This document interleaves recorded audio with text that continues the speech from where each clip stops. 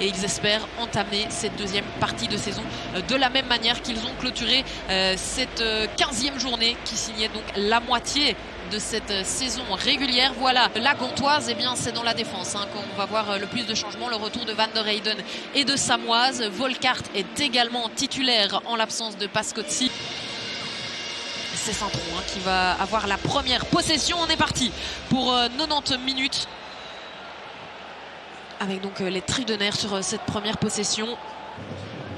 C'est Ito qui va s'en charger, il va chercher la faute.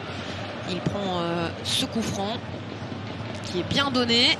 Il y a du monde, c'est très brouillon, mais tout de même l'arrêt très important déjà de Rouff. Une faute sur Kadri. On revoit aussi l'action précédente avec la bonne sortie de Rouff. Il y avait ses coéquipiers qui étaient présents à la retombée du ballon.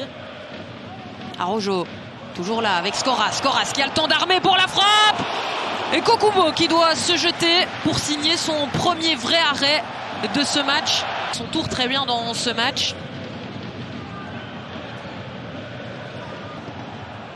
Peut-être un petit peu trop rapidement justement.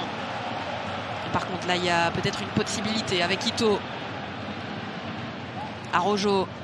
Araujo le centre encore une fois. C'est suivi par Kanga du pied gauche. Et cette fois il trompe Kokubo. La Gantoise qui débloque le score à la 21e minute de jeu. Et c'est pas immérité parce qu'ils ont poussé, ils ont eu quelques occasions, mais finalement c'est Kanga qui va chercher son 4e but cette saison. La défense qui n'est pas parvenue à le bloquer cette fois-ci. Il y avait déjà eu quelques trous et ça finit par passer. On va revoir ce qui s'est passé, mais Ito, le centre en direction de Goto. La reprise qui était pourtant très réussie de Sebaoui. On va revoir ici. Le centre est bien donné. Je me demande s'il n'y a pas une faute quand même sur Goto. C'est pour ça que les supporters réagissent. Kanga qui est rapide et qui joue de son corps. Kanga qui va se retrouver face à un seul défenseur. Kanga qui va pouvoir frapper. L'arrêt de Kokubo du bout de la main. Il joue très bien avec son corps. Et il se joue vraiment. Et voilà, le coup de sifflet qui signe la fin de cette première mi-temps. La Gantoise qui a l'avantage, c'est 0-1. Dans l'axe, c'est un bon ballon pour aller trouver Yamamoto. Yamamoto qui a beaucoup d'espace devant lui. Araujo qui revient à toute allure. Le ballon, il est intéressant pour Sebaoui. Et ça manque encore une fois. Le ballon ici de Yamamoto qui a bien vu le jeu, qui a bien levé la tête, qui a vu l'arrivée de Sebaoui. Il était blessé.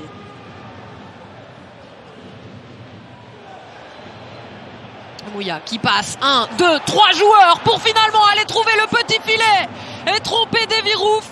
L'égalisation d'Arnor Mouya. Et une égalisation qui allait tomber, on le sentait. Il continuait de pousser même si la Gantoise était bien en place défensivement. À peine le temps d'accepter le changement et la montée au jeu de Juklorod que c'est joué très rapidement par Mouya. Et Mouya qui va chercher son 2e but cette saison. Et déjà un but très très important pour Saint-Tron. On voit 1, 2. On a senti que dans le stade, il y a eu un petit coup de chaud.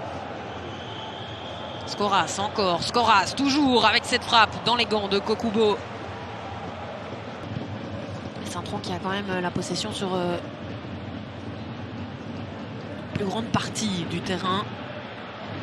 Mouya encore une fois avec Juklorod. Le centre, il est bien envoyé, il est parfait en seconde zone. Et il y a qui en seconde zone? Il y a Goto qui offre l'avantage à Saint-Tron. La Gantoise qui devra tout refaire, qui avait l'avantage il y a encore 10 minutes, mais qui l'a perdu en l'espace de 6 minutes pour être tout à fait précis. Goto au bon endroit, au bon moment. Et le changement payant aussi avec la montée au jeu de Juklorod, lui qui signe son 3e assist de la saison. Moya. Avec ce ballon pour Ito. La reprise finalement de Sebaoui. Celle-ci était cadrée, mais elle a arrêté par Devirouf.